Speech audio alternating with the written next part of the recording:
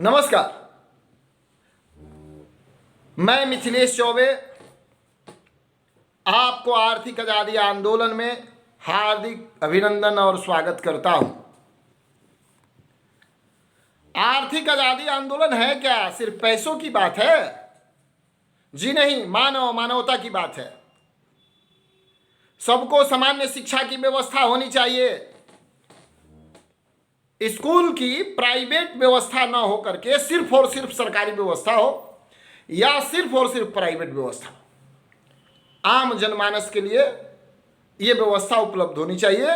और चाहे तो इसकी भरपाई 100% प्राइवेट स्कूल या सरकारी स्कूल का गवर्नमेंट करे, ताकि सबको सामान्य और उच्च स्तर की सही तरीके की पढ़ाई की व्यवस्था हो सके। उसी तरीका से स्वास्थ्य की व्यवस्था, सामान्य स्वास्थ्य की व्यवस्था, सुविधा लाभ, गरीब अमीर सबके लिए बराबर व्यवस्था, वैसी व्यवस्था बननी चाहिए ताकि सभी लोग स्वस्थ रह सकें, मस्त रह सकें।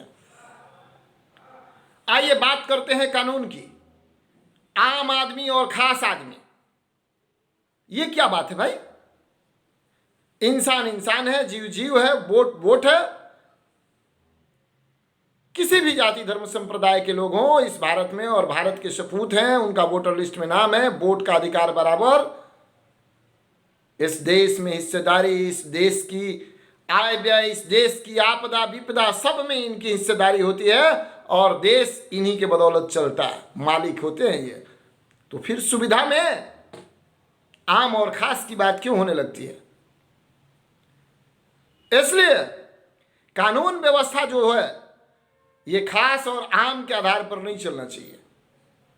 खास व्यक्ति हैं, राजनीति से प्रेरित हैं या पूंजीपति हैं, सेटिंग है, इनके लिए सुविधा अलग टाइप की है। इनको बेलो कराना होगा तो सबसे पहले बेल मिल जाएगा। और गरीब आदमी है, सेम धारा है, उसका बेल भी मिलेगा तो कुछ दिनों के बाद मिलेगा। इस पर कोई आवाज नहीं उठाने वाला। शासन प्रशासन भी आम आदमी की बात सुनती नहीं है और खास आदमी की बात sir sir sir sir sir sir करने लगती है। परिचय होने के बाद कि फलाना आदमी तो सर सर, और आम आदमी आवेदन दे करके बैठा हुआ है, उस पर कोई सुनवाई नहीं। ये निंदनीय है। वास्तव में इस देश का विकास चाहते हैं आप? वास्तव में आप चाहते हैं कि मानव और मानवता की राजनीति हो?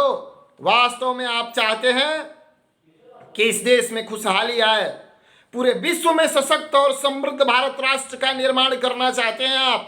तो सबसे पहले इस देश को विकसित करने के लिए आपको जगना होगा, और जग करके आपको पेट की भूखमरी, स्वास्थ्य, शिक्षा और वस्त्र, ये बिना शर्त हर व्यक्ति को उपलब्ध कराना होगा। और बहुत खास व्यवस्था जो होती है, ये व्यवस्था का नाम है रोटी, कपड़ा और स्वास्थ्य, शिक्षा। इसको आपको बिना शर्त उपलब्ध करा करके और विकास की भूख जगानी होगी, चाहत की भूख जगानी होगी। क्योंकि खाली पेट जो व्यक्ति होगा वो विकास के बारे में नहीं सोच सकता, वो भूखा रह करके घर मकान बनाने के बारे में नहीं सोच सकता, वो किसी दूसरे व्यक्ति का कंपटीशन नहीं कर सकता कि फलाना व्यक्ति के पास कार है, फलाना व्यक्ति के पास पेजोरो है, BMW गाड़ी है, स्टील प्लांट्स है, बड़े बड़े उद्योग धंधे हैं। खाली व्यक्ति नहीं सोच सकता। अगर कोई सोच सकता है तो आप निजी जीवन में या अध्ययन करके देख लीजिए, वही व्यक्ति सोच सकता है जो व्यक्ति जिसका पेट भरा हुआ है, कपड़ा अच्छा पहन ले रहा हो, स्वस्थ हो, वही सोच सकता है कि फलाना के पास अगर कार है, BMW है, तो मेरे पास भी होना चाहिए। उसके पास एक फैक्ट्री है तो मेरे पास भी एक फैक्ट्री होनी चाहिए। उसके पास 2 फैक्ट्रियां हैं तो मेरे पास भी होना चाहिए। इसके लिए आम जनता को उसके हक, उसके अधिकार, वोटर पेंशन के रूप में प्रत्येक माह कम से कम 7,800 रुपया मिलना चाहिए।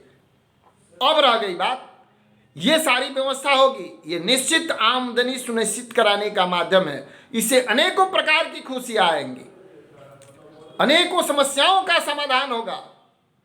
आर्थिक आजादी कहने से नहीं होगी, देश कहने से विकसित नहीं होगा, जाति धर्म संप्रदाय की राजनीति करने से नहीं होगा। आज की राजनीति सिर्फ और सिर्फ बदले की राजनीति हो रही है। सिर्फ और सिर्फ अपने एक बार चुनाव जीत करके अनेकों पीढ़ियों के उद्धार करने की बात हो रही है, लेकिन उससे अनेकों पीढ़ियां का उद्धार नहीं होगी, वो और नीचे गिरते जा रही है। आप सबसे मैं इतना कहूंगा कि अगर आप चाहते हैं कि गांव, समाज, टोला, मोहल्ला, आजू बाजू सब खुशहाल रहे, सबका विकास हो, आपके साथ साथ आपके अनेक आने वाली पीढ़ियां खुशहाल रहे, तो एक सिस्टम में आई, और सिस्टम सिर्फ जागरूक जनता पार्टी जानती है। लोगों की जो भी समस्या हो, उस समस्या का समाधान करे। आम आदमी अपनी शक्ति को बढ़ाने के लिए जागरूक जनता पार्टी से जुड़िए। अभी वोट देने का समय नहीं है, इसलिए अभी समय है। आप अपने क्षेत्र में वास्तव में विकास चाहते हैं, आप अपने क्षेत्र में सेवा की भावना रखते हैं, तो आप रिटायर पदाधिकारी हो या पढ़े लिखे बुद्धिजीवी हो, समाज के शुभचिंतक हो, नौजवान हो, तो आप जागरूक जनता पार्टी से आइए, जुड़िए, पद प्रतिष्ठा लीजिए। अपने गांव, समाज, अपने मोहल्ले, टोले, अपने प्रखंड, जिला, हर व्यक्ति की अगर किसी प्रकार की कोई समस्या है तो उस समस्या को सुन करके, समझ करके उसका निदान कराइए, और लोगों के विकास करने के बारे में उनको जागरूक जनता पार्टी मिशन को समझाइए। अगर जिस दिन आपने अपनी विचारधारा को आम जनता के बीच में रख करके उसे समझाने का प्रयास किया, स्वाभाविक बात है जनता समझेगी, और जिस दिन जनता समझ जाएगी उस दिन इस राष्ट्र का, इस देश का विकास हो जाएगा, और ये देश सशक्त, समृद्ध होगा, पूरे दुनिया में सबसे ताकतवर होगा, और अखंड भारत की स्थापना भी होगी। इसलिए मैं आप सबसे ये कहूंगा कि आप जहां हैं, जागरूक जनता पार्टी की विचारधारा को सुने, समझे। जिला अध्यक्ष, प्रखंड अध्यक्ष, वार्ड अध्यक्ष, पंचायत अध्यक्ष अगर बनना चाहते हैं, पद प्रतिष्ठा कमाना चाहते हैं, तो आप आइए, जागरूक जनता पार्टी से जुड़िए। जागरूक जनता पार्टी का प्रदेश कार्यालय पटना में है, जागरूक जनता पार्टी का प्रदेश कार्यालय दिल्ली में है, कोलकाता में है, रांची में है। जागरूक जनता पार्टी का प्रदेश कार्यालय लगभग 5 राज्यों में अभी स्थित है। केंद्रीय कार्यालय भी है, और केंद्रीय कार्यालय जागरूक जनता पार्टी का दिल्ली में है, और रजिस्टर्ड कार्यालय इसका आरा जिला में है। आप चाहते हैं कि जागरूक जनता पार्टी के विचारधारा को जाने, सुने, समझे, और इस देश को वास्तव में सशक्त और समृद्ध बनाए, मानवता के लिए राजनीति करें, जाति धर्म के लिए राजनीति नहीं करें, सिर्फ और सिर्फ मानव का विकास और सम्मान होना चाहिए। अगर ऐसा चाहते हैं तो आपका जागरूक जनता पार्टी में मैं स्वागत करता हूं। आपके मान सम्मान और आपकी रक्षा की दायित्व जागरूक जनता पार्टी की होगी, हमारी होगी। इसलिए मैं आप सबसे ये कहना चाहता हूं कि आप आए, और नौजवानों को आमंत्रित करता हूं कि भ्रष्टाचार मिटाए बिना, भूखमरी मिटाए बिना इस देश का विकास नहीं होगा। और किसी भी आंदोलन को आगे बढ़ाने के लिए बुद्धिजीवी ही आगे बढ़ते हैं, आम जनता आगे नहीं बढ़ती। आम जनता आपको सिर्फ और सिर्फ मदद करती है।